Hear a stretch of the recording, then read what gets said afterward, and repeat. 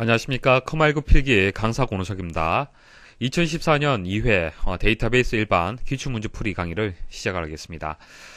먼저 당부 말씀을 또 드리겠습니다. 반드시 이전 강의 핵심 요약 강의는 반드시 들어주셔야 됩니다. 그래야만 데이터베이스 기출문제 풀이를 하실 때 단순히 암기하는 것이 아니라 이해를 해서 풀이를 할 수가 있는 겁니다. 그래서 데이터베이스 일반은 전반적인 내용들을 이해를 해야만 기출문제 풀이가 가능한 겁니다. 그래서 엑셀하고는 조금 다르죠. 엑셀은 해당 파트만 알고 있으면 문제 풀 수 있습니다. 부분합에 대한 문제라면은 부분합에 대한 기능만 알고 있으면 엑셀 문제 한 문제를 해결할 수가 있습니다. 하지만 데이터베이스 일반은요, 각 이제 테이블이라든지 쿼리, 폼, 보고서 이런 것들이 서로 연결이 되어 있는 상태예요. 각 개체들이. 그래서 전체를 이해를 해야만 문제를 풀이를 할 수가 있습니다. 자, 핵심 요약 강의를 반드시 들어주시고 기출풀이 강의를 들어주셔야 됩니다. 그래야만 여러분들이 응용할 수 있는 힘을 키울 수가 있습니다. 자, 그래서 데이터베이스는 엑셀하고 조금 다르게 학습을 해야 된다. 그렇게 말씀을 계속 드리고 있습니다. 자, 그런데 엑셀하고 이제 액세스하고 또 비교를 하면요. 엑셀 같은 경우에는 새로운 유형들이 상당히 많이 출제가 됩니다. 기출문제의 반복 빈도가 좀 떨어지는 그런 특징을 가지고 있습니다. 자, 근데 액세스는요. 액세스 같은 경우에는 새로운 유형이 잘 출제되지 않습니다. 아마 여러분들이 한 2년치 정도만 강의 잘 따라주시면요. 그 이후의 기출문제들은 아마 거의 반복이 된다. 반 이상은 반복되어서 출제가 된다라고 보시면 됩니다. 그래서 반복 빈도가 높아요.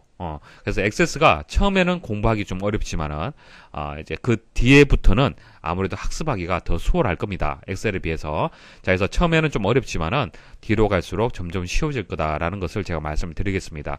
자, 조금 더 힘을 내시고, 그렇게 강의를 따라주시면 되겠습니다. 다음 중 VBA 코드로 작성한 모듈에서 txt 날짜 언더바, 더블 클릭입니다. 이게 BL 클릭이라고 되어 있잖아요. 이거 더블 클릭을 줄여서 이렇게 이름을 붙였는데요. 자, txt 날짜 더블 클릭인 풀이 시자가 실행되는 시점으로 오른 것은, 자, 이게 더블 클릭을 뜻한다라는 것만 아시면은 쉽게 문제 풀이할 수 있습니다. 3번이 정답이 되는 거예요. txt 날짜 컨트롤이 더블 클릭 될 때 실행이 되는 프로시저를 뜻하는 겁니다. 자, 좀 더 자세히 말씀을 드릴게요. 자, 아래쪽에 예시 보시면요. 프라이빗 서브에서 엔드 서브. 자, 이것은 시작. 프로시저 시작, 그리고 끝을 뜻하는 겁니다. 끝을 뜻하는 거고요. 자, 뒤에 들어오는 이 부분이 이제 이름이에요. 프로시저 이름이 됩니다. 자, 언더바를 기준해서 왼쪽 부분이 있죠. 자, 왼쪽 부분이, 이제 개체 이름이에요. 그러니까, 여기서는, 이제 컨트롤이라고 보시면 됩니다. 컨트롤. 자, txt 날짜라는 컨트롤을 뜻하는 거예요. 그리고 txt는 보통 텍스트 상자를 뜻하는 겁니다. 그러니까 텍스트 상자가 있다는 얘기죠. txt 날짜라는 이름의 텍스트 상자가 있고요. 자, 이 텍스트 상자를 마우스 왼쪽 버튼으로 딱 클릭을 했을 때 이 명령문이 이제 수행이 된다라는 그런 프로시저가 되는 겁니다. 자, 그래서 이 개체, 이 컨트롤을 가지고 클릭을 할 수도 있고 더블 클릭을 할 수도 있고 그렇잖아요. 그죠? 자, 그래서 이 문제는 더블 클릭을 했을 때라는 그런 프로시저를 얘기를 하는 겁니다. 됐죠? 자, 이런 이제 이벤트들을 다 합쳐서 마우스 이벤트라고 얘기를 합니다. 마우스 동작이 일어날 때 발생하는 이벤트들을 마우스 이벤트라고 얘기합니다. 그래서 클릭. 자, 클릭은 왼쪽 단축 클릭을 했을 때. 자, DBL 클릭은요, 더블 클릭을 뜻하는 거고요. 마우스 다운, 마우스 업. 자, 이것은 마우스를 누를 때, 그리고 마우스 버튼의 단추에 누를 때와 뗄 때 있죠. 놓았을 때 그 이벤트를 좀 세분화한 겁니다. 이것은. 자, 마우스 무브. 이거는 포인터를 이동시켰을 때. 그러니까 이 부분에 클릭이 들어갈 수도 있고, 더블 클릭이 들어갈 수도 있고. 자, 이런 이벤트들이 들어갈 수 있다는 얘기입니다. 그래서 이 내용들도 같이 정리를 하시면 되겠습니다. 다음 중 보고서 머리글과 바닥글에 대한 설명으로 옳지 않은 것은, 자, 보고서 구성 요소 한번 설명을 드려보겠습니다. 일단 보고서 머리글이 있고 보고서 바닥글이 있습니다. 보고서 머리글은 보고서 첫 페이지 상단에 한번 표시가 돼요. 보통 이와 같이 보고서 제목이 이 위치에 이제 입력이 될 겁니다. 그래서 이 보고서가 만약 10페이지로 되어 있다. 그러면은 1페이지에서 10페이지까지 출력이 되겠죠.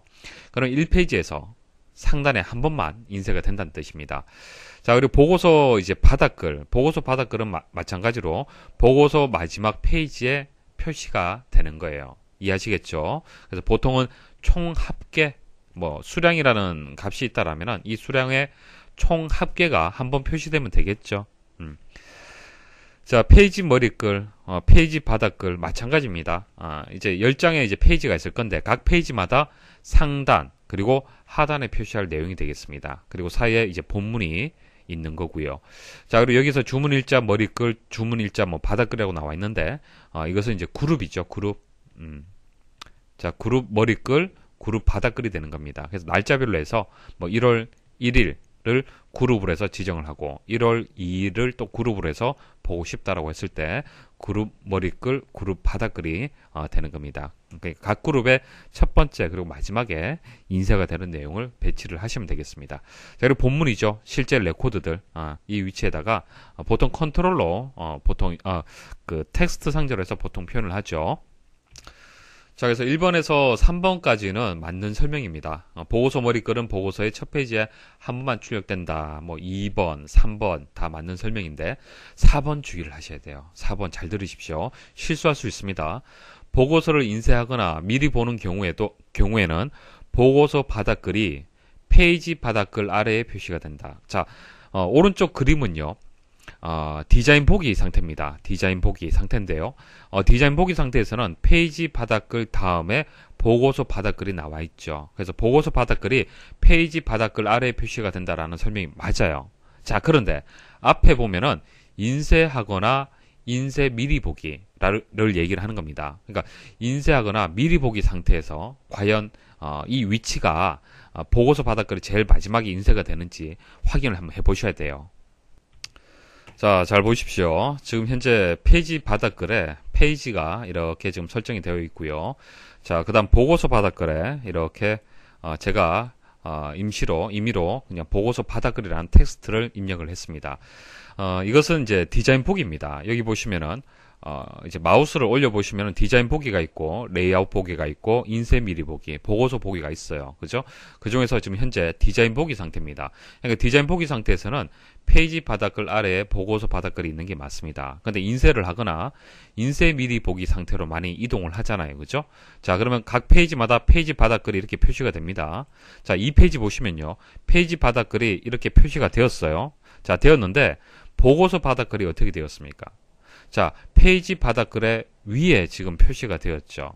이해하시겠습니까? 그러니까 보고서가 끝나는 시점 있죠. 끝나는 이제 레코드가 끝나는 그 부분에다가 바로 밑에다가 보고서 바닥글이 표시가 되는 거예요. 그래서 페이지 바닥글보다 위에 인쇄가 된다라고 봐야 됩니다.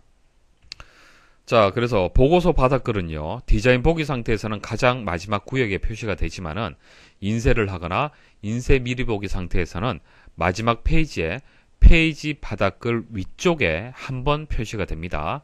그래서 4번이 정답이 되겠습니다. 다음 중 데이터베이스에 저장된 데이터를 실제 처리하는 데 사용하는 데이터 조작어에 해당하는 SQL문은 여러분은 좀 암기를 좀 하고 계셔야 됩니다. 데이터베이스 언어의 종류가 크게 세 가지로 나뉘게 됩니다. DDL, DML, DCL. 그래서 정의어, 조작어, 제어 이렇게 세 가지로 나뉘게 됩니다. 자, 테이블을 예를 들어서 말씀을 드릴게요.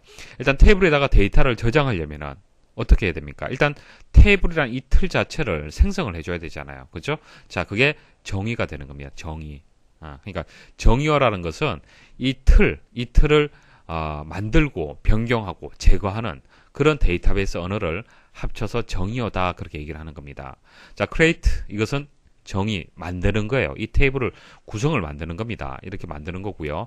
alter는 변경하는 겁니다. 수정할 수도 있겠죠, 틀을.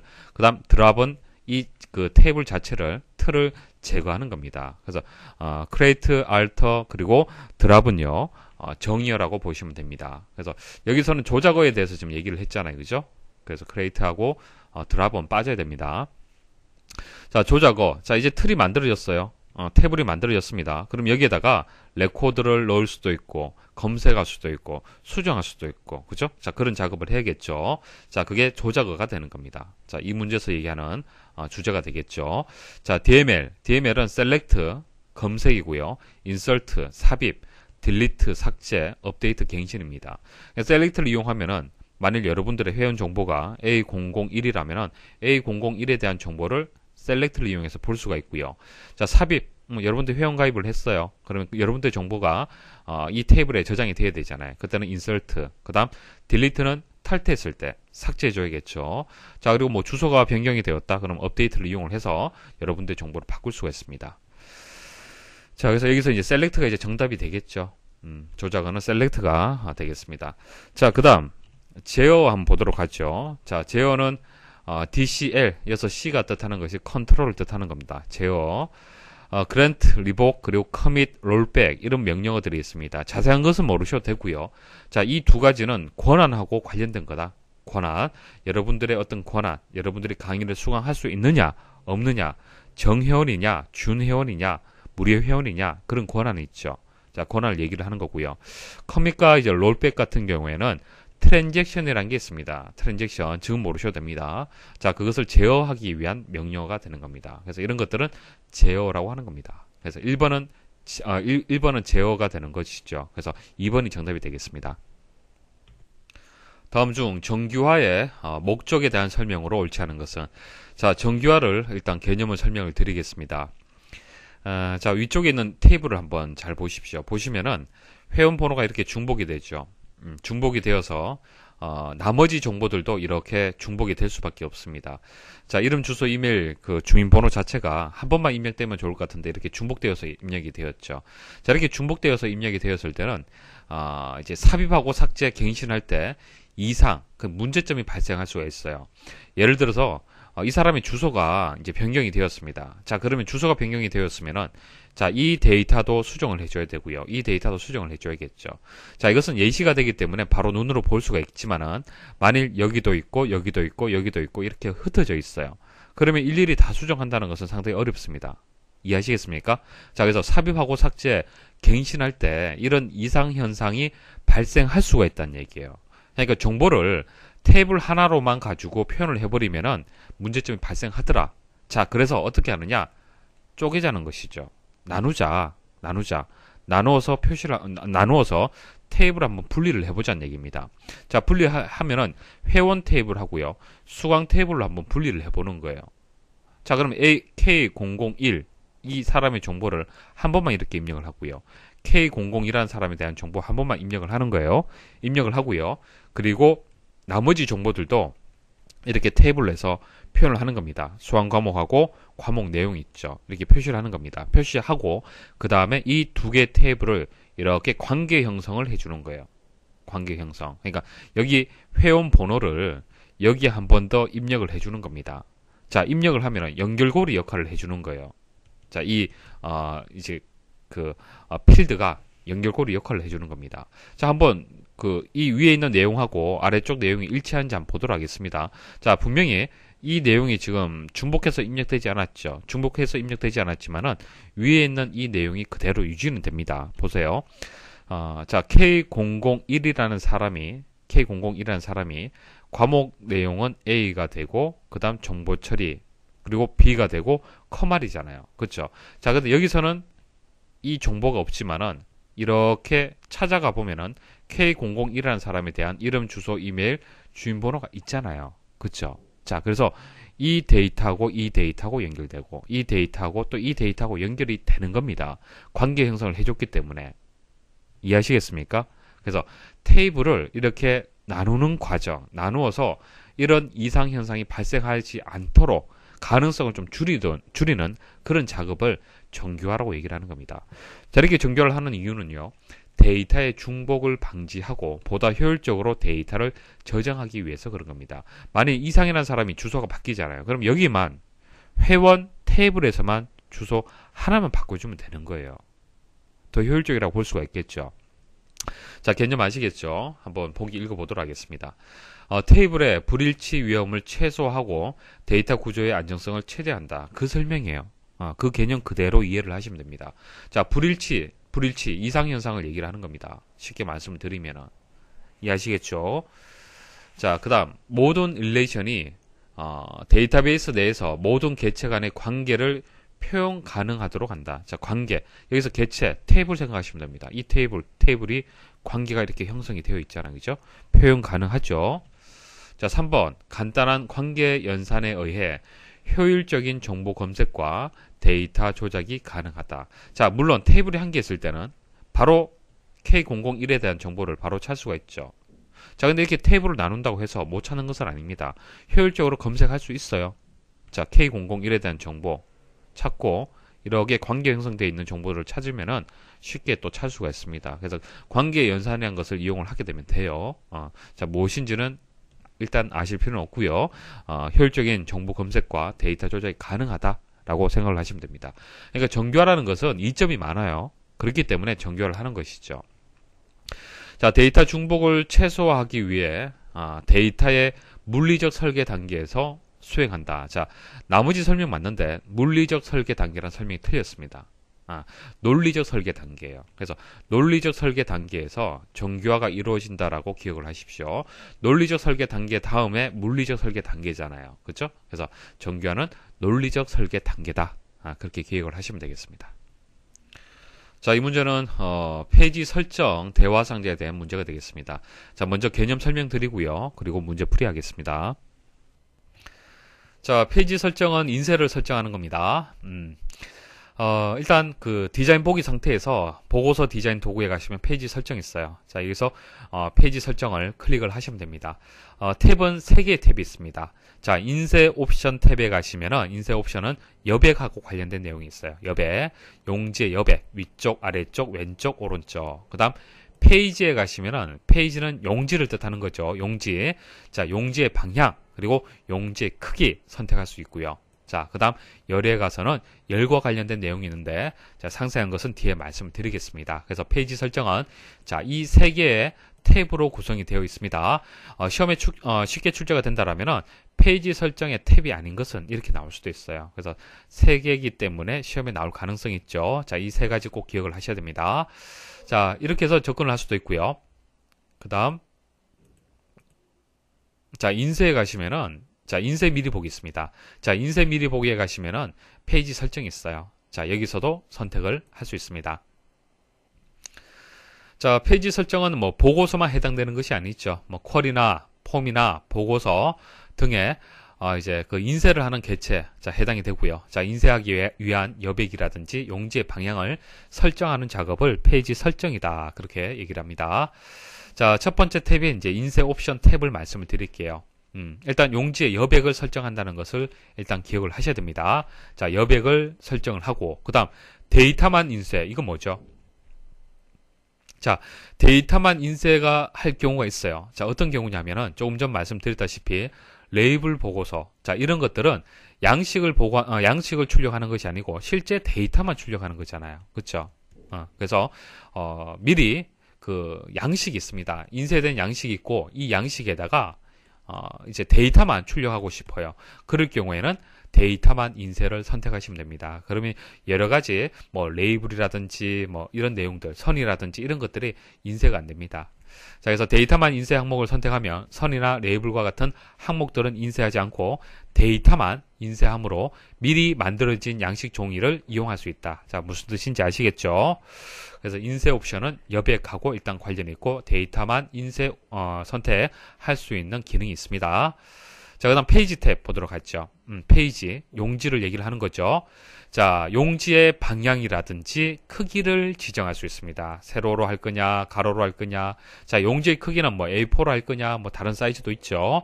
선택할 수도 있고요. 뭐 프린터도 여기서 뭐 기본 프린터로 할 거냐, 뭐 프린터 선택 가능합니다. 자, 그 다음 열 탭이 있습니다. 행 탭은 없습니다. 열 탭이 있어요. 열 탭. 자, 열 탭은 이런 겁니다. 여기 보시면 열 개수라고 되어 있는데요. 열 개수. 지금 현재 1로 되어 있죠. 자, 1로 되어 있는데, 보통의, 지금까지 말씀드렸던 그냥 일반적인 보고서는요, 열이 하나입니다. 열. 자, 여기서 얘기하는 열이라는 것이, 자, 필드가 뭐, 3개가 있다 해서, 뭐, 열이 4개다, 뭐, 4개다, 이렇게 지금 설명을 하는 것이 아니고요. 보고서가 하나잖아요. 그쵸? 이게 열이 한 개란 얘기예요. 그래서 조금 전에 레이블 이제 보고서 말씀을 드릴 때요. 사실 여러분들이 만드는 양식은 이 양식 하나죠. 이 양식이 여기에도 인쇄가 되고, 여기도 인쇄가 되고, 여기도 인쇄되고, 여기도 인쇄가 되는 겁니다. 그러면은 인쇄 용지, 페이지 입장에서 봤을 때는 이게 나뉘어져 있죠. 단이 나뉘어져 있다라고 볼 수 있습니다. 자, 우리 아래 한글에서 단을 나누는 기능이 있죠. 자, 이런 식으로 입력을 할 수도 있지만은, 자, 이것은 일반적인 방식이고요. 단을 나누어서 이렇게 입력할 수도 있습니다. 맞습니까? 자, 이것은 열이 2단이죠. 열이 하나, 둘, 두 개지 않습니까? 자, 마찬가지로 현재 레이블 보고서 이것은 열이 2개입니다. 그래서 이와 같은 경우에는 열 개수가 2가 되는 거예요. 아시겠습니까? 자, 그때의 열을 얘기를 하는 겁니다. 자, 그래서 열탭은 여러 열로 구성된 보고서의 열 레이블 속성을 이용하여 행우선 또는 열우선을 선택하여 인쇄를 지정한다. 자, 눈금 설정은 금방 말씀을 드렸습니다. 그 다음 열 크기. 열 크기는 뭐 너비는 이렇게 되고 높이는 이렇게 된다. 자, 이 수치는 어디서 왔냐면은, 자, 여러분들이 디자인 보기에서 보고서의 이제 전체적인 사이즈를 지정할 수 있어요. 가로 폭이라든지 세로 폭을 여러분들이 직접 마우스를 드래그를 해서 사이즈 조절할 수 있죠. 그래서 너비라는 것은 여기서부터 여기까지 얘기를 하는 겁니다. 자, 그래서 너비가 19하고 20 사이에 있죠. 자, 그럼 열에 가시면은 너비가 19.624라고 이렇게 표시가 됩니다. 만일 느리게 되면은, 자, 거기에 맞도록 이렇게, 자, 열의 너비가 더 커지는 거죠. 그래서, 자, 이 너비와 높이는요, 디자인 보기에서 여러분들이 설정한 그 너비가 되는 겁니다. 그 다음 여기서도 직접 여러분들이 수정할 수 있다는 얘기입니다. 자, 그리고 본문과 같게 이것을 체크를 하게 되면은, 본문에서, 그 설정한 너비하고 높이를 그대로 해서 출력을 하겠다는 얘기예요. 자, 그래서 열 크기는 열의 너비와 높이를 설정하는 겁니다. 자, 본문과 같게 하게 되면 열의 너비와 높이를 보고서의 본문의 너비하고 동일하게, 본문의 너비하고 동일하게 그렇게 인쇄가 되도록 하는 겁니다. 자, 너비하고 높이하고 이제 맞춰서 이제 인쇄를 하는 거고요. 자, 그다음 자, 열 레이아웃. 자, 이게 무슨 뜻이냐면은 행우선이 있고 열우선이 있어요. 행우선이 있고 열우선이 있는데요. 자, 오른쪽은 열우선입니까? 행우선입니까? 자, 이것은 열우선입니다. 왜냐하면은, 자, 이제 보고서를 만들 때 이제 테이블이나 쿼리 이용을 하잖아요. 그죠? 자, 그러면 레코드가 분명히 있을 겁니다. 레코드가 이렇게 입력이 되어 있을 건데, 첫 번째 레코드, 두 번째 레코드, 세 번째 레코드. 자, 이렇게 순차적으로 입력이 되어 있잖아요. 그죠? 자, 이것을 가지고 와서 보고서를 만들 텐데, 그럼 보고서에서, 자, 1번이 이렇게 입력될 수도 있고, 2번, 3번, 4번. 뭐 이렇게 출력할 수도 있고, 아니면은 1번, 2번, 3번, 4번. 이렇게 출력할 수도 있잖아요. 그렇죠? 그래서 출력 방향이 이렇게 출력할 수도 있고요. 이렇게 출력할 수도 있습니다. 그래서 지금 현재는 레코드 순서가 1번, 2번, 3번, 4번이 되기 때문에 이런 순서대로 좀 출력을 했는 거예요. 이런 순서대로. 그래서 행은 고정이지만은 열이 이렇게 이동이 되었잖아요. 그렇죠? 1번, 2번 이런 식으로 이제 열이 이동이 되었잖아요. 그래서 열우선이 되는 겁니다. 아시겠습니까? 자, 현재 인쇄되는 방식은 열우선으로 지금 인쇄가 되는 겁니다. 그래서 열 레이아웃은 레코드 배치 순서를 뜻하는 겁니다. 다음 중 보고서 인쇄 미리 보기에서의 페이지 설정, 대화 상자에 대한 설명으로 옳지 않은 것은 1번, 3번, 4번은 다 이해를 하실 거고요. 자, 2번 설명을 드릴게요. 자, 열탭에서 지정한 눈금 설정과 열 크기, 자, 눈금 설정하고 열 크기. 자, B에 페이지에 가로 크기가 작은 경우 자동으로 축소하여 인쇄된다 이렇게 나왔는데, 자, 이 부분이 설명이 틀렸습니다. 자동으로 축소 안 되고요. 자, 이와 같은 에러 메시지가 나옵니다. 그리고 확인 버튼 누르면요, 일부 내용들이 일부 데이터들이 표시되지 않을 수 있습니다. 자, 보세요. 자, 인쇄 미리 보기로 이동을 하겠습니다. 자, 인쇄 미리 보기로 이동을 하면요, 현재 상태에서는 이제 이 페이지로 해서 데이터가 이렇게 정상적으로 표시가 되죠. 자, 페이지 설정에 가서 문제에서 요구한 대로 한번 더 늘려볼게요. 자, 이런 식으로. 그리고 확인 버튼 한번 눌러보겠습니다. 자, 누르면은 일단 정상적이지 않다는 얘기예요. 설정 자체가 잘못됐다는 얘기입니다. 그래서 여기서 이제 확인 눌러 보시면요. 자, 아래로 내려 보시면은 한 페이지만 지금 인쇄가 됐죠. 그러니까 나머지 데이터들은 출력이 안 되는 거예요. 자, 그래서 2번에 대한 설명이 틀렸습니다. 다음 중 제품별 납품 현황을 출력하기 위한 아래의 보고서를 작성하는 방법에 대한 설명으로 옳지 않은 것은, 자, 이 보고서는 전체 7페이지며 현재 표시된 부분은 5페이지다. 자, 이렇게 페이지를 보시고요. 출력된 상태를 보시고요. 이게 구역이 어떻게 나뉘어져 있다는 것을 판단할 수 있어야 됩니다. 자, 윗부분. 자, 이 윗부분은 어떤 영역이 되겠습니까? 자, 이거 페이지 머리글이죠. 페이지 머리글. 왜 그래요? 지금 5페이지잖아요. 그죠? 각 페이지마다 상단에 이렇게 고정적으로 출력되는 것은 페이지 머리글이 되는 겁니다. 자, 그 다음. 자, 와이어 레코드, 감쇄기 레코드, 이렇게 본문이 인쇄가 되었네요. 이 부분이 본문이 되고요. 자, 그런데 이것은 그룹으로 나뉘어져 있다. 제품명을 기준해서 그룹화 되어 있다는 것을 알 수가 있습니다. 알 수가 있고요. 그러면 이게 뭐예요? 그룹 머리글이 되는 거예요. 그룹 머리글. 그러면은 납품 건수 이거는 뭐예요? 이거는 그룹 바닥글이 되는 겁니다. 이해하시겠습니까? 자, 이것도 그룹 머리글이 되고, 자, 바닥글은 없다는 얘기는 6번째 페이지에 감쇄기가 더 출력할 내용이 있다라고 봐야겠네요. 그죠? 자, 그래서 출력된 결과를 보시고 어느 정도 이게 어떻게 되어 있구나라는 것을 좀 감을 잡으셔야 돼요. 자, 1번 한번 보도록 하죠. 제품별 납품 현황. 자, 표시하는 부분은 페이지 머리글에 작성하였다. 자, 이게 만일 보고서 머리글이라면 이게 출력이 안 되겠죠. 페이지 머리글이 되기 때문에 각 페이지마다 상단에 표시가 된 겁니다.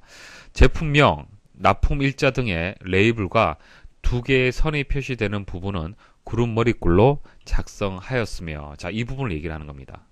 자, 위에 선, 아래에 선, 그리고 이 부분은 레이블이죠. 자, 맞죠? 그룹 머리글이 맞습니다. 그리고 반복 실행 구역 속성을 예로 설정하였다. 자, 반복 실행 구역이라는 것은 이 이제 그룹, 자, 그룹의 머리글 있죠. 머리글을 한 번만 인쇄하는 것이 아니라 레코더의 개수가 많을 때는 다음 페이지로 이어서 출력이 되잖아요. 그죠? 그러면 그 다음 페이지에도 그룹의 머리글이 표시가 될 수 있도록 하라는 얘기입니다. 그게 반복 실행 구역에 대한 속성이 되는 겁니다. 이렇게 반복 실행 구역의 속성을 예로 해두면요. 아무래도 레코드만 인쇄되기보다도 상단에 그룹 머리글이 있기 때문에 이 레코드가 어떤 그룹의 레코드다, 어떤 이제 항목들, 어떤 필드에 대한 값들이다라는 것을 판단할 수 있잖아요. 그렇죠? 그래서 제품명, 납품 일자, 납품 수량, 납품 금액, 자, 이 데이터들이 이런 데이터구나라는 것을 알 수가 있다는 얘기입니다. 그래서 예로 설정된 것이 맞는지 틀린지 판단하는 방법은요. 자, 여기 그룹 바닥글에 납품 건수가 5라고 되어 있죠. 5라고 되어 있습니다. 자, 그럼 레코더의 개수가 5개가 되는 게 맞죠. 하나, 둘, 셋, 4개. 4개밖에 현재 5페이지에 출력이 안 됐는데요. 납품 건수는 5라고 되어 있습니다. 그룹에 대한 바닥글이 되기 때문에 그룹에 대한 요약 정보가 이렇게 표시가 된 건데, 자, 5개란 그 말은 현재 5페이지 이전에 4페이지에다가 와이어에 대한 레코드가 한 건이 있었단 얘기예요. 그죠? 한 건 있었단 얘기입니다. 그래서 이전 4페이지에서 분명히 그룹 머리글이 인쇄가 되어 있었고요. 그 다음 페이지에 와서 나머지를 인쇄를 하는데 그룹 머리글이 인쇄가 되었다라는 것은 반복 실행 구역에 예로 체크가 되어 있다라고 볼 수가 있는 겁니다. 아시겠습니까? 자, 그렇게 예측을 할 수가 있고요. 자, 납품 일자, 납품 수량, 납품 금액을 표시하는 텍스트 상자 컨트롤에는 납품 수량 100 이상과 같은 식을 조건으로 하는 조건부 서식이 적용되었다. 자, 보세요. 납품 수량이 133, 이건 105입니다. 자, 그때 서식이 적용이 되었죠. 자, 엑셀에서는 조건부 서식이 있었습니다. 그리고 액세스도 조건부 서식이 있어요. 있습니다. 그래서 이 조건이 맞습니다. 납품 수량이 100 이상일 때. 자, 100 이상인 경우에만 서식이 적용이 되었잖아요. 그죠? 그래서 3번도 맞는 설명이고요. 자, 4번 와이어 그리고 감쇄기 등이 표시되는 제품명 컨트롤은 그룹 머리글 영역에 작성하여 그룹별로 한 번씩만 표시되도록 설정하였다. 자, 제품명 컨트롤이 어디 있습니까? 제품명 컨트롤 이거 얘기하는 거예요. 이거 그룹 머리글 맞습니까? 영역이. 자, 그룹 머리글 영역은 이 영역이 있죠. 자, 이 영역은요, 본문입니다. 본문. 그래서 그룹 머리글이라는 설명이 틀렸습니다. 다음 중 액세스의 내보내기 기능에 대한 설명으로 옳지 않은 것은, 자, 내보내기 기능에 대한 개념 설명드리겠습니다. 여러분들이 액세스를 이용을 해서 데이터베이스 개체를 만듭니다. 테이블, 쿼리, 폼, 보고서 이런 거 만들죠. 자, 그런데 이 만든 개체들을 보려면은 액세스라는 프로그램이 설치가 되어 있어야만 볼 수가 있습니다. 그래서 다른 컴퓨터를 통해서 여러분들이 많이 만들어져 있는 보고서를 열어보고 싶다. 자, 그럴 때는 액세스가 설치가 되어 있어야 되는데, 자, 그렇지 못한 경우가 많을 겁니다. 그죠? 자, 그래서 이 보고서를 내보내기를 해서 다른 응용 프로그램에서도 쉽게 사용할 수 있도록 형식을 바꿔줄 수가 있어요. 그래서 웹문서 형태로 해서 HTML, 예를 들어서 HTML 형태로 해서 보고서를 내보내기를 하면요. 자, 이 내보내기 한 이 파일은요, 액세스라는 프로그램이 설치가 되지 않아도 열어서 볼 수가 있는 겁니다. 자, 왜 필요한지 아시겠죠? 그래서 이런 데이터베이스 개체를 다른 응용 프로그램에서 사용할 수 있도록 형식을 변경하는 작업, 이것을 데이터 내보내기라고 하는 겁니다. 자, 보여드리겠습니다. 자, 테이블도 있고 뭐 쿼리도 있는데 아무거나 하나 선택을 하시고요. 자, 오른쪽 버튼 클릭을 해서 내보내기에 들어가서 선택을 하셔도 되고요. 자, 선택하고 외부 데이터에 가서 내보내기에 보시면은 여러 가지 형태가 있습니다. 그리고 이 부분을 클릭을 하면요, 또 선택을 할 수 있습니다. 그래서 뭐 HTML 문서로 바꾸고 싶다. 그럼 클릭을 해서 그 다음 단계 넘어가시면 되는 겁니다. 아시겠죠? 자, 특징을 한번 정리를 해볼게요. 쿼리를 내보낼 경우 SQL 문이 아니라 실행 결과가 나간다. 자, 이게 무슨 뜻이냐면, 자, 쿼리가 뭡니까? 자, 쿼리는 테이블을 이용을 해서 만들어지는 것이 쿼리죠. 그러니까 원본이 되는 데이터는 테이블이 되는 겁니다. 그래서 쿼리가 이렇게 만들어졌다고 해서 이게 별도로 사실 존재하는 것이 아니고 이 테이블을 이용해서 만든 거예요. 그래서 우리는 SQL을 이용을 해서 이렇게 코드를 입력하면은 지금과 같은 쿼리를 만들 수가 있습니다. 그런데 SQL을 여러분들 다 이해하기는 어렵잖아요. 그죠? 그래서 디자인 보기에 가서 쉽게 쿼리를 만들 수 있도록 디자인 보기라는 그 화면을 지원을 하고 있습니다. 그래서 여기서 마우스를 이용해서 필드를 가져오고 처리하게 되면은 SQL 문이 자동으로 만들어지는 겁니다. 자, 그런데 이런 쿼리를 내보내기 했을 때는 어떻게 되는 겁니까? 자, 이거 화면에 보는 이 결과죠. 결과. 테이블의 어떤 데이터의 상태에 따라서 이렇게 결과가 만들어지는 거예요. 그런데 이 SQL 문은 내보내기 할 때 내보내지지 않는다는 얘기입니다. 그냥 결과만 내보내기가 된다는 얘기예요.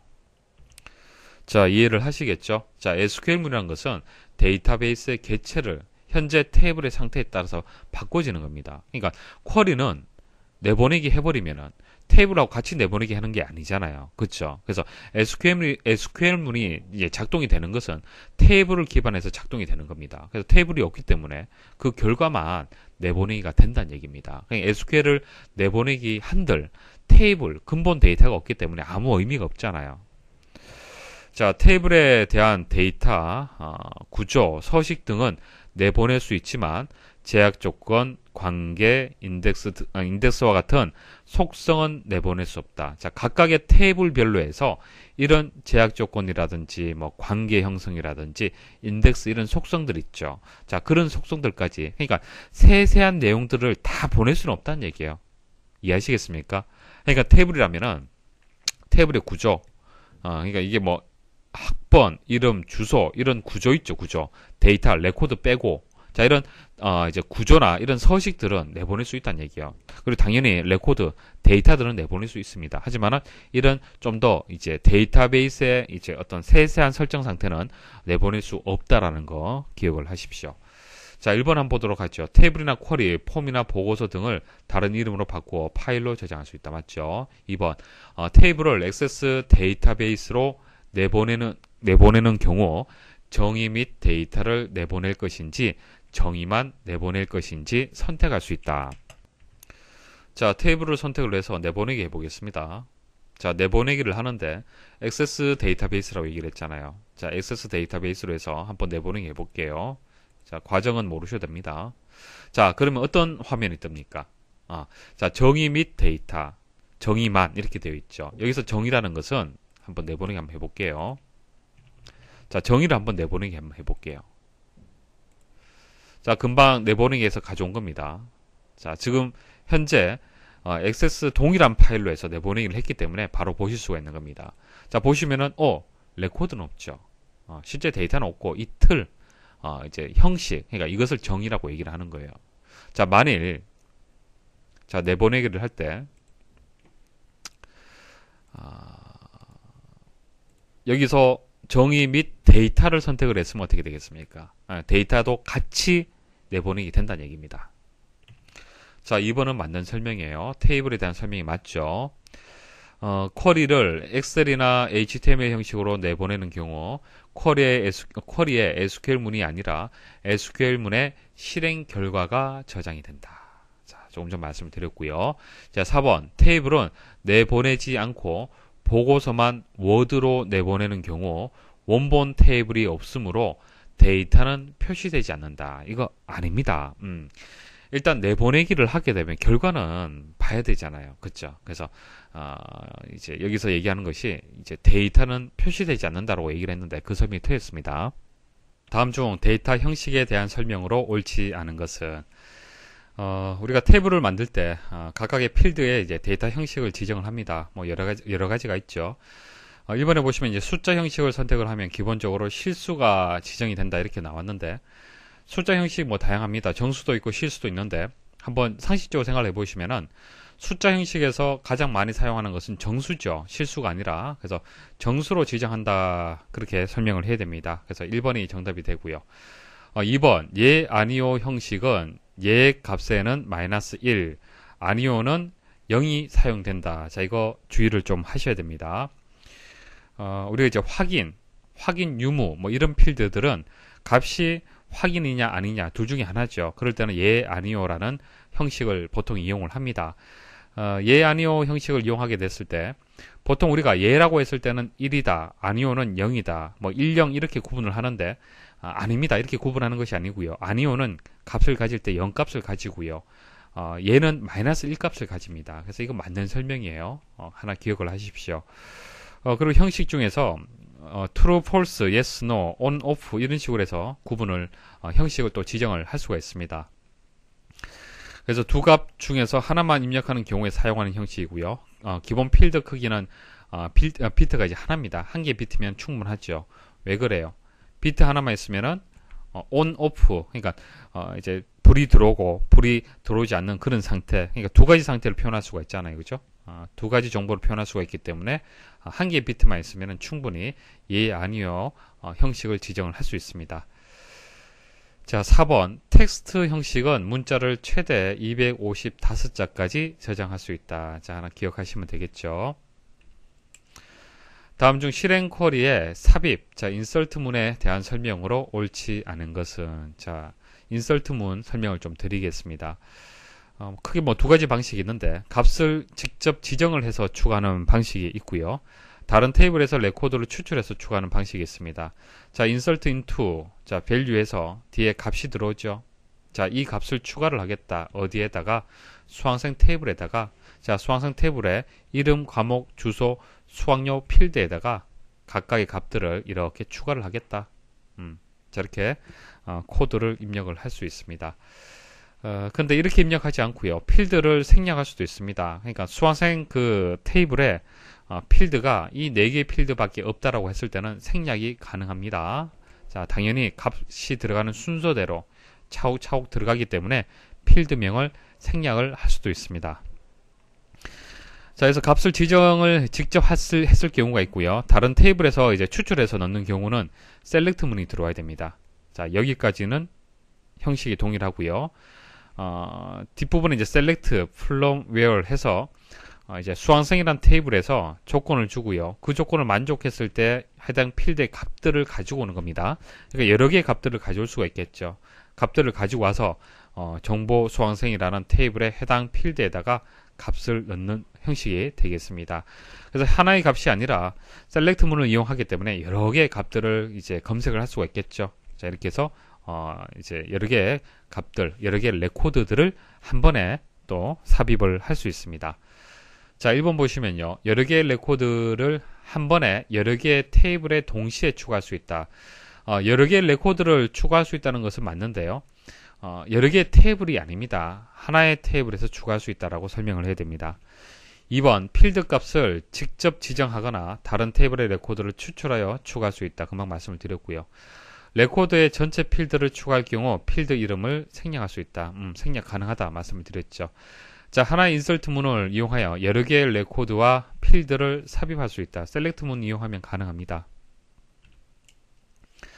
다음 중 아래 SQL문에 대한 설명으로 옳은 것은 select from where. 자, 조건이 들어왔는데, 자, and로 해서 두 개의 조건이 동시에 만족할 때라는 조건 처리가 되겠습니다. 자, 아래쪽에 보시면은 in은 뭐죠? in. 자, in은 또는이라는 의미가 있습니다. 그래서 T2라는 테이블에 있는 소재지 필드의 값이 서울 또는 수원이라는 뜻이 되는 거예요. 이해되시겠죠? 자, 그리고 and. 자, 그리고 T1의 품번하고 T2의 품번하고 같아야 된다. 자, 첫 번째 조건, 두 번째 조건이 동시에 만족을 해야겠죠. 이 두 개의 조건을 동시에 만족할 때 결과적으로 T1의 품번하고 T2의 제조사를 검색을 하는 SQL문이 되겠습니다. 그래서 쭉 읽어보시면은 4번이 옳은 답이 되겠습니다. T1의 품번 필드 하고요. T2의 제조사 필드만 추출을 하는, 셀렉트하는 그런 문이 되겠습니다. 그러니까 뒷부분을 모른다 하더라도 답을 사실상 찾을 수가 있겠죠. 다음 중 매개 변수 쿼리를 작성하기 위한 설명으로 옳지 않은 것은, 자, 매개 변수 쿼리가 무엇인지 말씀을 드릴게요. 자, 쿼리인데 매개 변수라는 것이 붙었습니다. 그러니까 변수라는 내용이 이제 추가가 되는 건데요. 이런 겁니다. 자, 일단 매출 테이블이 있습니다. 매출 테이블을 이용을 해서 쿼리를 만드는데요. 자, 보통 만들듯이 이렇게 만들면은 이제 더블 클릭하면 이제 결과가 그냥 보여지는 것이죠. 보여지는 것인데 여기 조건에다가 대괄호를 이용을 해서, 자, 여기에다가 메시지를 입력을 하게 되면은 그 메시지를 이용을 해서 대화 상자가 나옵니다. 대화 상자. 그러니까 이렇게 쿼리를 만들게 되면은 더블 클릭을 했을 때 이 대화 상자가 먼저 나오는 거예요. 결과가 나오는 것이 아니라 대화 상자가 나오는 겁니다. 그래서 매개 변수 값 입력이라고 해서 금방 여기에서 대괄호 안에 입력했던 텍스트가 이렇게 나오면서 이렇게 데이터를 입력받을 수 있도록 나오는 겁니다. 자, 이 데이터는요, 매출 번호 필드를 입력된 데이터를 가지고 찾는 거예요. 조건에서 주어졌기 때문에. 무슨 말인지 아시겠습니까? 만일 이렇게 1이라고 입력을 했잖아요. 그럼 매출 번호 중에서 1이라는 이 데이터들만 가지고 와서 결과를 보여준다는 얘기입니다. 이해하시겠습니까? 그러니까 그때마다 조건이 달라지는 경우, 자, 2번, 3번, 4번 얼마든지 바꿔서 넣을 수 있잖아요. 그죠? 자, 그때 사용하는 쿼리가 매개 변수 쿼리가 되는 겁니다. 자, 이렇게 대화 상자가 나온다. 자, 그게 매개 변수 쿼리다. 그렇게 보시면 돼요. 자, 1번. 매개 변수 쿼리는 쿼리 실행 시 조건을 입력받아 조건에 맞는 레코드만 반환하는 쿼리다. 맞고요. 매개 변수를 적용한 필드의 조건 행에서 매개 변수 대화 상자에 표시할 텍스트를 중괄호로 묶어 입력한다. 중괄호 아닙니다. 대괄호입니다. 대괄호로 묶어서 표시를 해야 됩니다. 그래서 2번이 정답이 되고요. 자, 3번. like 키워드와 와일드카드 문자를 사용하여 필드 값의 일부로 검색할 수 있는 조건을 만들 수 있다. 그러니까 여기서는 지금 현재 이 조건은요, 동일한 값을 찾는 거죠. 같은 값을 찾는 겁니다. 그러니까 등호죠, 등호. 자, 1하고 같은 값을 찾아온 겁니다. 자, 근데 like 키워드하고 와일드카드, 그러니까 like하고 와일드카드는 이제 물음표라든지 별표 이런 것을 와일드카드라고 얘기를 하는데, 다음에 자세히 말씀을 드릴게요. 이 내용은 관련 문제가 또 있습니다.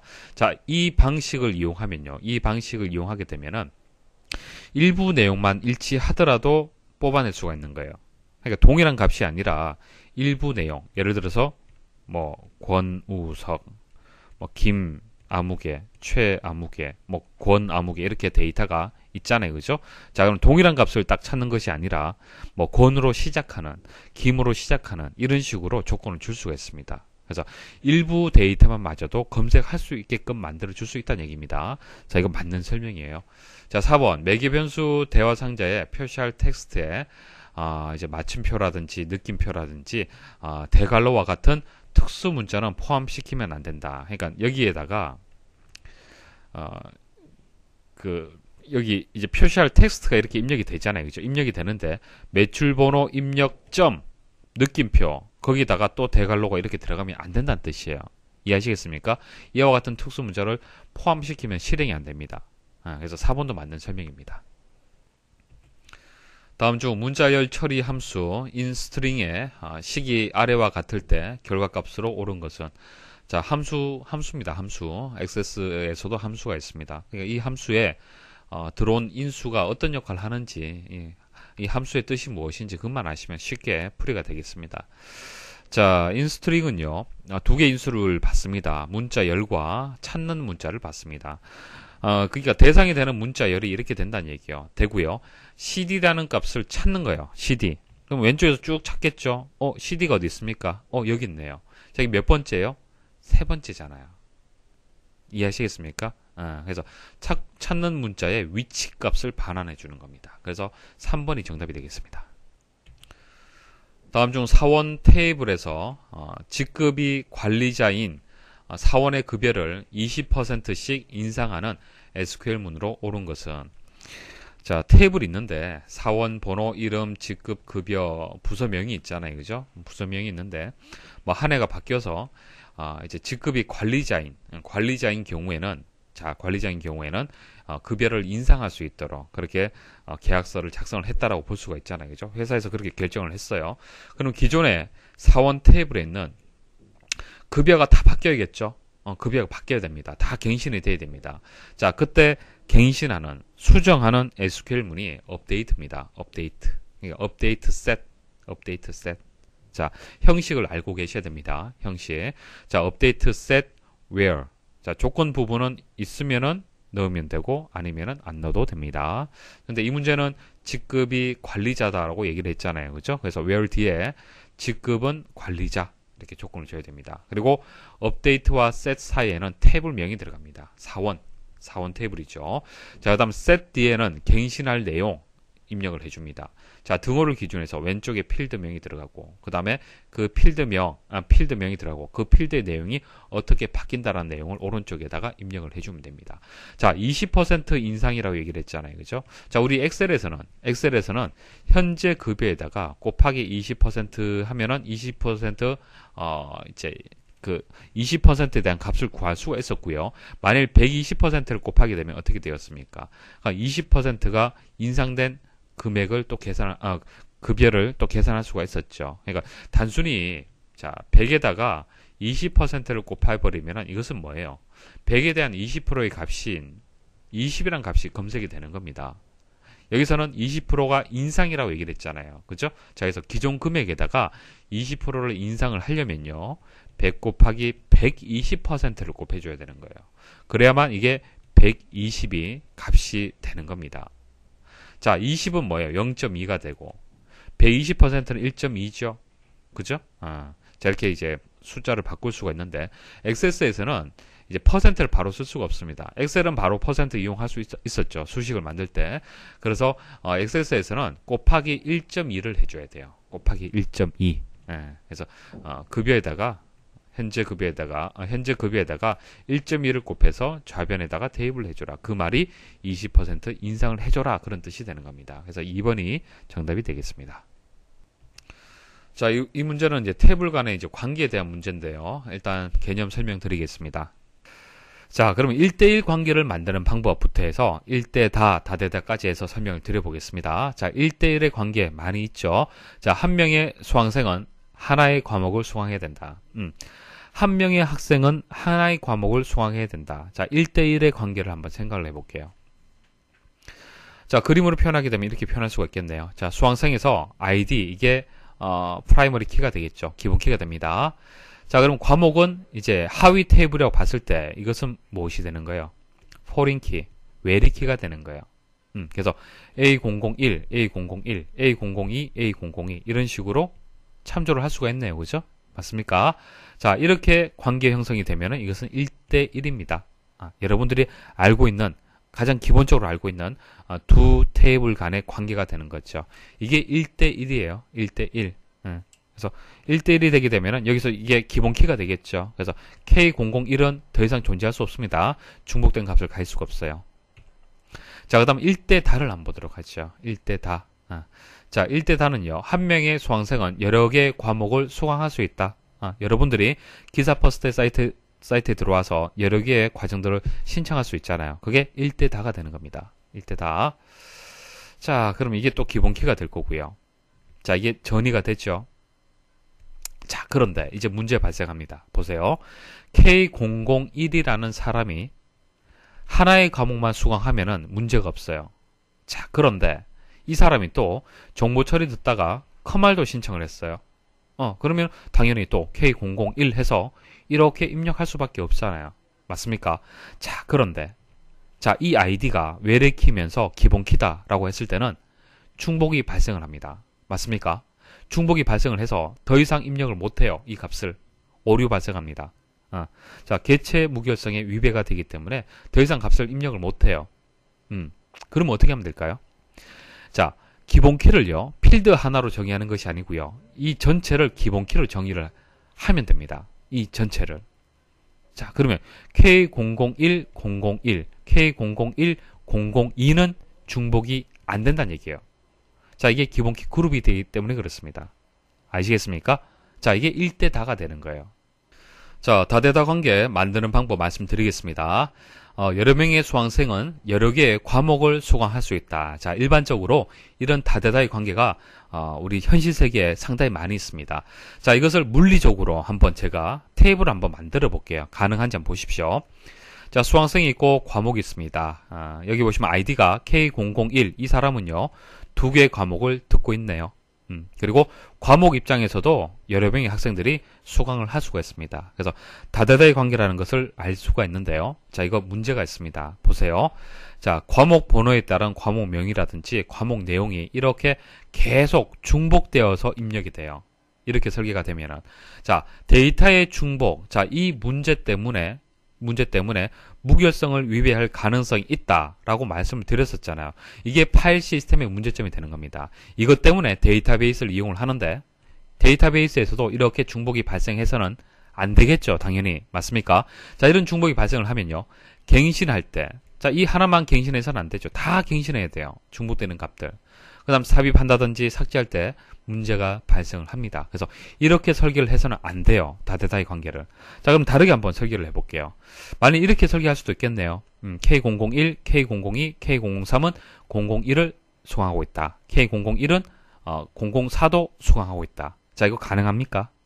이것도 안 됩니다. 왜냐면은, 자, 아이디라는 속성이 값으로 여러 개를 가지고 있네요. 안 됩니다. 자, 속성, 그러니까 필드는요, 원작 값을 가지고 있어야 된다라고 설명을 드렸습니다. 자, 테이블의 특징, 릴레이션의 특징에서 속성은요, 필드는요, 원작 값을 가지고 있어야 되고, 분해되어서는 안 됩니다. 이것은 분해되잖아요. 맞습니까? 그래서 잘못된 설계예요. 그래서 이 두 가지 방법이 잘못된 설계가 되는 겁니다. 그러니까, 이렇게 테이블이 두 개만 가지고는 다대다의 관계를 표현할 수가 없습니다. 자, 그럼 어떻게 하느냐? 새로운 교차 테이블을 도출할 수 있어야 돼요. 추가해서 만들어야 됩니다. 그래서 1대 다의 관계를 두 개를 만들어야 돼요. 그래서 수강생하고 과목이 있는데요. 수강생에 있는 기본키 가지고 오고요. 과목에 있는 기본키를 가지고 옵니다. 가지고 와서 이것을 기본키면서 외래키로 정의를 해버리는 거예요. 해버리면 이제 문제 없습니다. 자, 보세요. 자, K001, 001, K001, 004. 자, 이게 중복 발생한 겁니까? 중복 발생 안 한 거죠. 상관이 없어요. 문제 없습니다. 그 다음 K002, 001, K004, 001 이런 식으로 해서 기본키 그룹으로 정의하게 되면 중복 발생하지 않습니다. 문제가 없다는 얘기예요. 다음 중 테이블의 관계 설정에 관한 설명으로 옳지 않은 것은 1번 두 테이블을 직접 다대다 관계로 설정할 수 있다. 자, 이거 잘 나오는데요. 반드시 아셔야 됩니다. 자, 다대다 관계는요, 우리 일상생활에 많습니다. 그래서 논리적으로는 존재해요. 사람 머리로는 이제 구현이 바로 되지만은 물리적으로 실제 DB에 저장이 될 때는 존재할 수가 없습니다. 그래서 교차 테이블을 추가를 해서 1대 다를 두 개 만들어서 다대다로 이제 만드는 겁니다. 그래서 직접 다대다 관계를 설정할 수 있다. 직접이라는 설명이 틀렸습니다. 자, 2번 1대 다 관계는 하나의 테이블에 저장된 대표 값을 다른 테이블에서 여러 번 참조하는 작업에 적합하다. 자, 이런 거죠. 테이블이 두 개 있으면은, 자, 여기에 A001이라는 데이터가 여기에 A001, A001, A001 이렇게 여러 번 대입이 됐을 때, 그죠? 자, 이러면 이렇게 그 관계 형성이 되는 거잖아요. 그죠? 이게 1대 다잖아요. 1대 다. 1대 다가 되는데, 자, 1대 다 관계는 하나의 테이블에 저장된 대표 값을 다른 테이블에서 여러 번 참조한다. 그러니까 다른 테이블이 이 테이블이 되는 거예요. 그러니까 다른 테이블에서 A001을 계속 참조를 하는 겁니다. 여러 번 참조할 때 이것을 1대 다라고 합니다. 자, 3번 1대1 관계에서는 한 테이블의 각 레코드는 다른 테이블의 한 레코드에만 대응된다. 그러니까 1대1이 하나, 여기도 하나, 여기도 하나, 여기도 하나 이런 식으로 대응되는 거죠. 테이블이 있으면은. 자, 맞는 설명이고요. 4번 참조 무결성 유지를 설정하면 기본 테이블의 기본키 필드에 없는 값은 관련된 테이블의 외래키 필드에 입력할 수 없다. 자, XS에 보시면요. XS에 보시면은 관계를 설정할 수 있습니다. 관계 설정할 수 있는데 이 관계를 이제 관계 편집 대화 상자가 있는데 이 대화 상자에 보시면은 참조 무결성 유지라는 것을 체크를 하거나 체크하지 않을 수도 있어요. 자, 일단 참조 무결성이 뭔지는 여러분도 아시겠죠? 참조 무결성이라는 것은 자, 이거 기본 키죠. 자, 이거 상위 테이블이라고 보고요. 이걸 하위 테이블이라고 보겠습니다. 자, 1대 다의 관계가 지금 형성이 되었어요. 자, 그럼 이 그 출판사 코드가 A001이 자, 이 값이 입력이 되려면은 상위 테이블에 반드시 A001이 있어야 돼요. 그래야만 참조 관계가 되는 거잖아요. 그러니까 이 A001을 이용을 해서 여기 가서 출판사명, 연락처, 주소를 확인할 수 있는 겁니다. 그러니까 이게 의미 있는 연결이 되는 것이지 만일 여기 A002 그리고 여기는 A002가 없습니다. 없으면은 이 데이터를 가지고 어떻게 참조를 하겠습니까? 이해하시겠습니까? 자, 그래서 이 이제 출판사 코드 이 값은 자, 이 키는 자, 이게 기본 키가 되고 이게 외래 키가 되겠죠.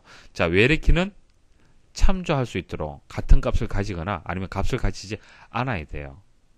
이것을 참조 무결성이라고 얘기를 하는 겁니다. 자, 그래서 항상 참조 무결성 유지를 체크를 하게 되면은 도서 테이블의 출판사 코드 값은요, 이 값은요, 출판사 테이블의 출판사 코드와 일치하지 않은 값은요, 입력이 안 됩니다. 그러니까 A001부터 시작을 해서 쭉 데이터가 입력이 되어 있잖아요. 그죠? 일일이 우리가 찾아서 넣을 수는 없지 않습니까? 그래서 이것을 체크를 해두는 거예요. 체크를 해두게 되면은 입력을 하다가 A002라고 여기 없는 데이터를 입력을 할 수도 있잖아요. 그죠? 입력하게 되면 에러 메시지가 발생을 하는 겁니다. 참조 무결성에 대해서 위배한다라는 그런 메시지가 나오는 거예요. 그러면은 이제 정확한 데이터를 입력할 수가 있겠죠. 무슨 말인지 아시겠습니까? XS에서 경고 등을 보여주는 겁니다. 이것을 체크를 하게 되면. 자, 그 말이 되는 겁니다. 참조 무결성 유지를 설정하면, 자, 설정하면, 기본 테이블의 기본 키 필드에 없는 값은, 자, 그러니까 여기 기본 테이블이라는 것은 출판사 테이블이라고 보시면 됩니다. 자, 기본 키 필드가 출판사 코드잖아요. 그렇죠? 자, 출판사 코드에 없는 값은 관련된 테이블, 자, 도서 테이블이라고 보시면 됩니다. 관련된 테이블에 외래키 필드에 입력할 수 없다. 그러니까 출판사 코드에 입력할 수 없다라는 뜻이에요. 그래서 맞는 설명이 되겠습니다. 사원 폼을 선택한 후 만들기 기타 폼의 모달 대화 상자를 선택하여 모달 대화 상자 폼을 생성하였다. 다음 중 모달 대화 상자 폼의 실행에 대한 설명으로 옳지 않은 것은 자, 설명을 좀 드릴게요. 일단 만들고 설명을 드리겠습니다. 자, 기타 폼에 보시면은 모달 대화 상자도 있고요. 픽업 테이블도 있습니다. 픽업 테이블은 우리 엑셀에서 배웠는데 XS에서도 픽업 테이블을 만들 수 있습니다. 자, 모달 대화 상자를 한번 눌러 볼게요. 자, 눌러 보시면은 기본 폼이 형태가 이렇게 만들어지죠. 이제 확인 버튼하고요. 취소 버튼이 이렇게 만들어집니다. 자, 확인 버튼하고 취소 버튼이 만들어지는데요. 확인 버튼 눌렀을 때 이벤트가 어떻게 작동이 되는지 매크로 한번 확인을 해 보겠습니다. 자, 클로즈가 정의가 되어 있네요. 확인 버튼 눌렀는데 클로즈 닫힌다는 뜻이고요. 자, 취소도 한번 확인해 보겠습니다. 취소도 클로즈 매크로 함수가 연결이 되어 있네요. 그러니까 확인을 누르던 취소를 누르던 어떻게 된다는 얘기예요? 닫힌다는 뜻이에요. 이해하시겠죠? 자, 여기에다가 제가 어떤 작업을 했다라고 가정을 하겠습니다. 컨트롤을 만들었고요. 이것을 저장을 하고요. 자, 여기서 한번 실행을 해보겠습니다. 자, 확인 버튼 한번 눌러볼게요. 어떻게 되는지 한번 보십시오. 창이 닫혀버리죠. 취소 버튼 눌러보겠습니다. 창이 닫혀버리죠. 그러니까 확인 버튼을 누르든 취소 버튼을 누르든 창이 닫히는 그런 결과가 만들어지는 겁니다. 자, 이 모달 폼이 왜 필요한지 말씀을 드릴게요. 자, 우리가 여러 개의 폼들을 동시에 이렇게 컨트롤할 수가 있겠죠. 작업을 동시에 왔다 갔다 할 수 있습니다. 근데 만일 자, 모달 폼이 이렇게 실행이 되잖아요. 그죠? 자, 이 상태에서는 다른 폼을 선택할 수 없습니다. 항상 이 모달 폼을 먼저 어떤 처리를 하고 난 뒤에 그 다음에 선택을 할 수 있는 그런 특징을 가지고 있습니다. 자, 그리고 문제에서는 사원 폼을 선택한 후 모달 대화 상자를 선택을 한다 그렇게 나와 있잖아요. 그죠? 자, 사원 폼을 선택을 했을 때와 안 했을 때 차이점 보여드리겠습니다. 자, 사원 폼이 있어요. 선택된 상태에서 자, 모달 대화 상자 폼을 한번 실행을 해보겠습니다. 조금 전에 봤던 모양하고 동일하죠. 그러니까 다른 폼을 선택을 하든 선택을 안 하든 결과는 동일합니다. 상관없습니다. 자, 그리고 조금 전 제가 자, 이렇게 작업을 하고요. 저장을 누르고 확인 취소 버튼을 눌렀잖아요. 그죠? 그렇게 하지 않을 때는 자, 확인 버튼 누르면 어떻게 될까요? 바로 닫히는 게 아니고요. 작업한 내용이 있기 때문에 저장할 거냐 말 거냐 메시지가 보여지는 겁니다. 자, 취소 버튼 누를 때도 동일해요. 어차피 확인이나 취소나 클로즈 매크로가 실행이 되기 때문에 현재 작업한 내용이 있으면은 이렇게 저장할 거냐 말 거냐 메시지를 한 번 더 그냥 보여준다는 그런 차이점이 있습니다. 그러니까 한번 저장하고 난 뒤에 그 다음에는 창이 그대로 닫혀버리게 되겠죠. 자, 보기 보시면요. 옳지 않은 것을 찾는 겁니다. 1번 생성된 폼의 두 개의 버튼 중 하나는 확인이다. 맞죠? 또 하나는 취소다. 1번, 2번 맞습니다. 4번 취소 버튼을 누르면 대화 상자가 닫힌다. 확인 버튼 눌러도 닫히게 되죠. 자, 3번 확인 버튼을 누르면 사원 폼이 열린다. 이거 전혀 상관이 없습니다. 자, 이렇게 하려면은 당연히 그 매크로 함수를 다른 함수로 연결을 해줘야 됩니다. 자, 현재 폼에서 명령 단추를 클릭하는 경우 데이트 듀 컨트롤이 표시되지 않도록 하기 위한 이벤트 프리시저로 옳은 것은 자, 문제를 일단 이해를 하셔야 되는데 폼이 하나 있어요. 자, 단추가 하나 있습니다. 그 단추의 이름이 cmd 숨기기라는 단추가 있습니다. 자, 그 다음 컨트롤의 이름이 있죠. 자, 어떤 컨트롤이 있습니다. 자, 이 컨트롤이 있는데 현재는 보여지는데 자, cmd 숨기기라는 이 버튼을 클릭을 했을 때 자, 이 컨트롤을 어떻게 한다? 화면에서 보이지 않도록 하겠다는 얘기예요. 아시겠습니까? 자, 보도록 하겠습니다. 일단 정답은 3번입니다. 3번만 정답이 되고요. 자, cmd 숨기기라는 이름으로 해서 클릭을 했을 경우에 이벤트가 발생을 하는 거죠. 그래서 여기 이 실행문만 여러분들이 정확하게 이해를 하시면 됩니다. 자, 일단 개체명하고요. 속성. 자, 점을 기준해서 이렇게 구분을 하죠. 개체명하고 속성. 자, 그런데 여기 보시면 미라고 붙었네요. 미는 뭐냐면은 현재 개체의 의미가 있습니다. 현재 개체. 자, 그것은 개체는 폼이 될 수도 있고 보고서도 될 수도 있고 그렇죠. 일단 어찌됐든 현재 폼이라고 얘기를 했기 때문에 이 현재 폼이 미가 되는 겁니다. 자, 미를 이용을 해서 생략을 해서 그냥 단순하게 현재 폼의 의미를 가지게 할 수 있습니다. 자, 그래서 미라는 게 있어요. 미라는 게 있고 그 다음에 데이터 듀는 뭡니까? 이것은 컨트롤이죠. 컨트롤. 그 다음 뒤에는 속성입니다. 그래서 결과적으로 개체명, 컨트롤명, 속성 이렇게 해서 세 개를 다 한 번에 표현하려면은 개체명하고요, 컨트롤명하고요, 느낌표로 구분을 주셔야 돼요.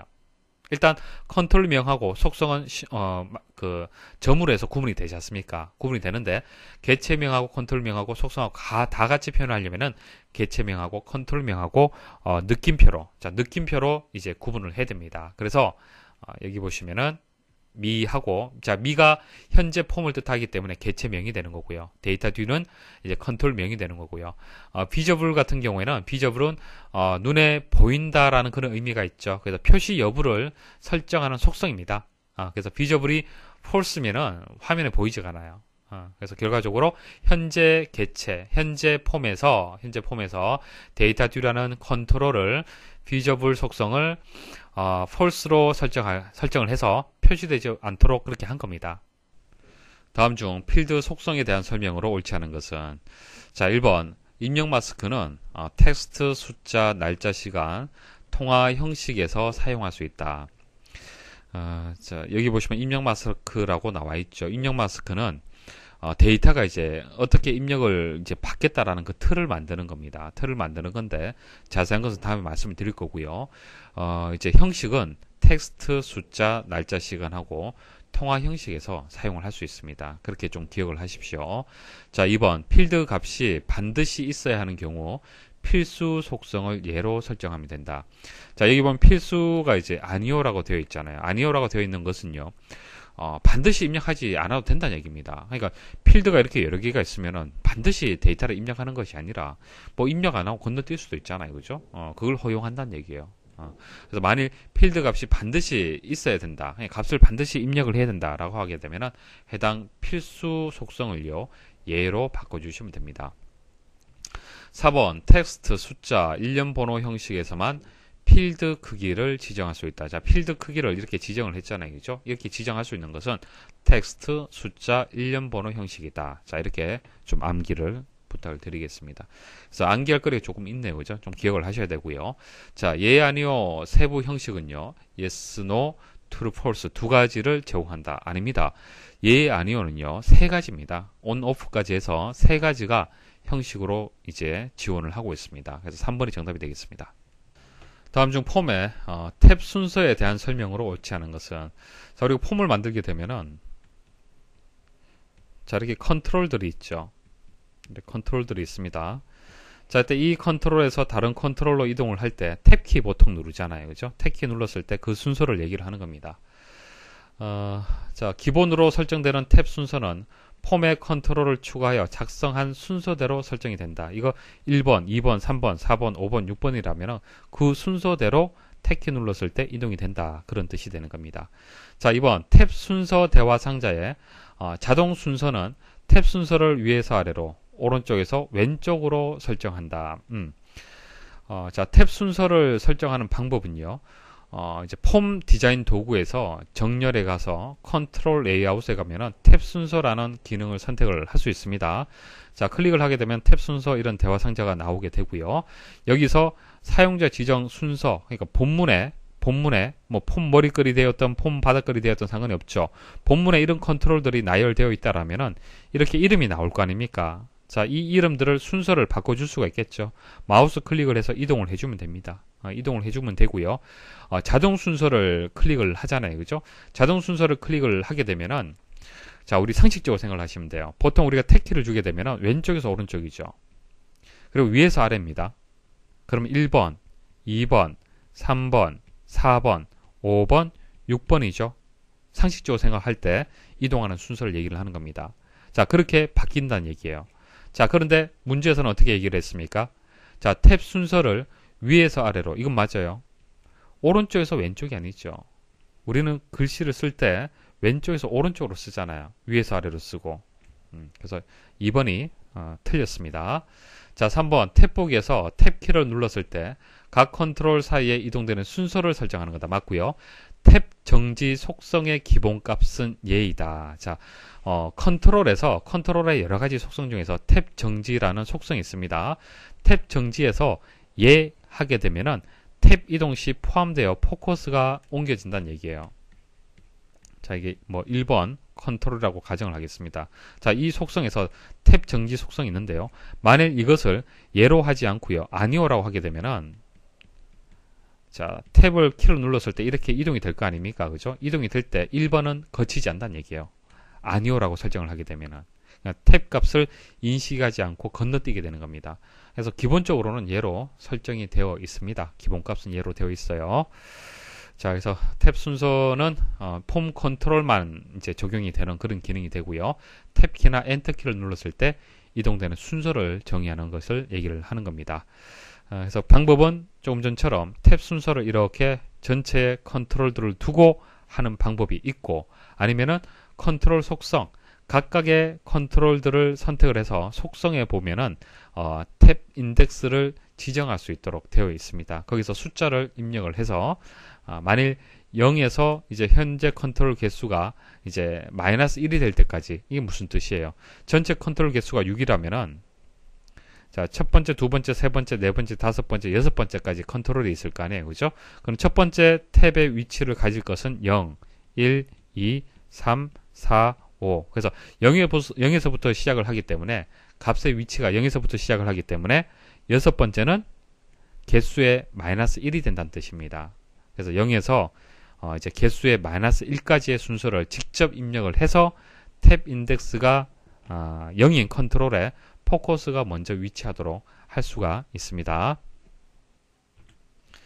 다음 중 피벗 테이블 작성에 대한 설명으로 옳지 않은 것은 데이터베이스 일반에서, 그러니까 액세스에서 피벗 테이블 작성에 대해서 말씀을 드리겠습니다. 자, 엑셀하고 동일합니다. 일단 테이블 하나 선택을 하십시오. 선택하시고요. 모달 대화 상자를 선택하듯이 기타 폼에 가서 피벗 테이블을 선택을 합니다. 자, 보시면은 필터 필드를 여기로 끌어옵니다. 열 필드, 행 필드, 합계 또는 세부 정보 필드를 여기에 끌어옵니다. 그러니까 여기는 우리가 그 엑셀에서는 값 영역이라고 보시면 되고요. 나머지는 비슷하죠. 그래서 여기 보시면 강사 테이블에 있는 여러 개의 필드들을 보실 수가 있습니다. 적당하게 한번 제가 모양을 만들어 볼게요. 자, 행은 자, 강사 이름을 제가 선택을 했고요.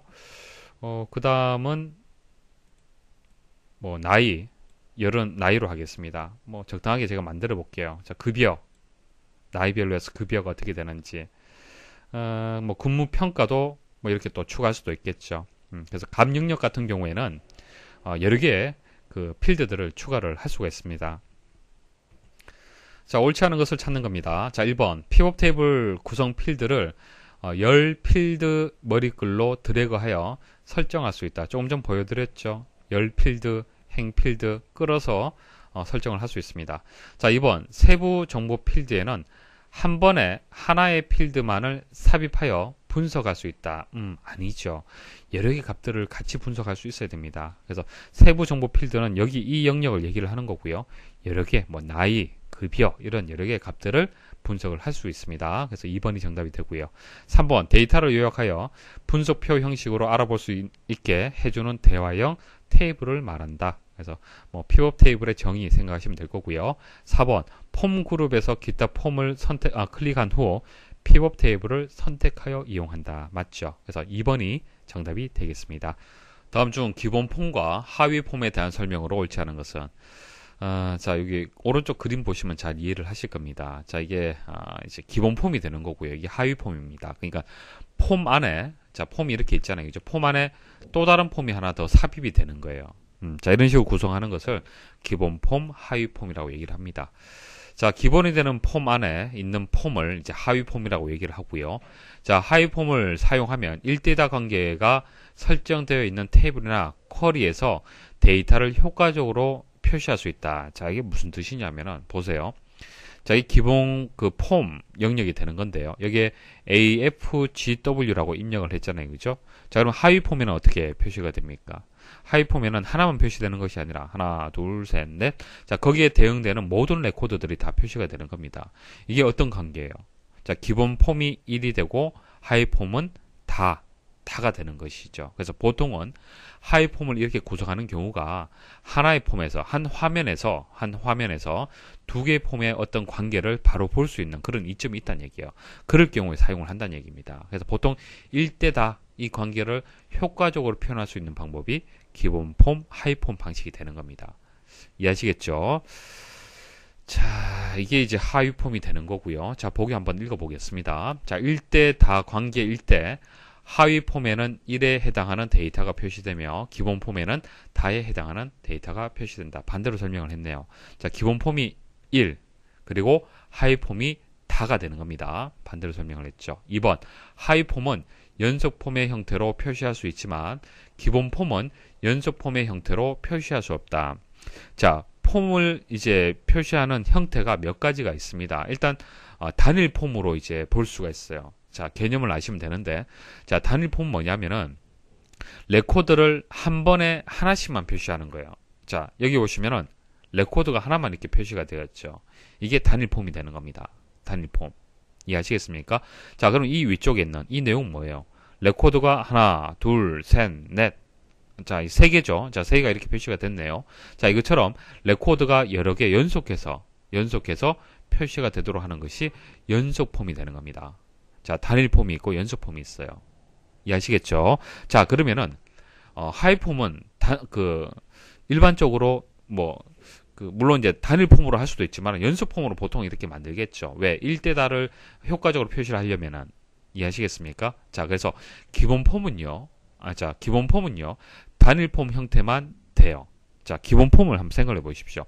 기본 폼은 레코드 하나만 표시를 하는 게 맞잖아요. 레코드 하나만 표시가 돼야만 이게 1 역할을 하는 거잖아요.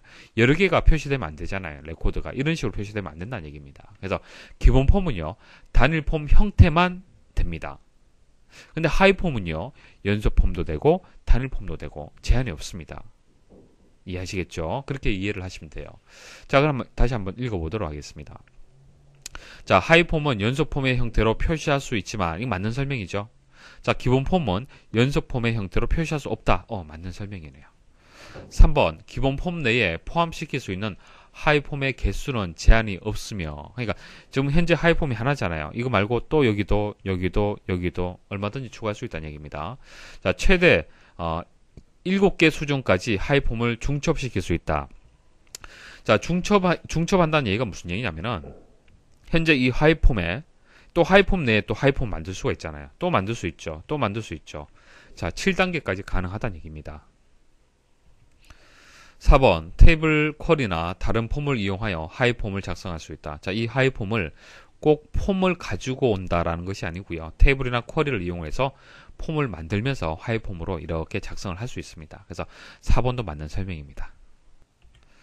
자, 여기까지 해서 기출문제 풀이를 마치도록 하겠습니다. 제가 하이폼에 대해 설명을 드리는데 이해가 잘 안 된다. 그러면은 여러분들이 핵심 요약 강의를 반드시 또 확인을 하셔야 됩니다.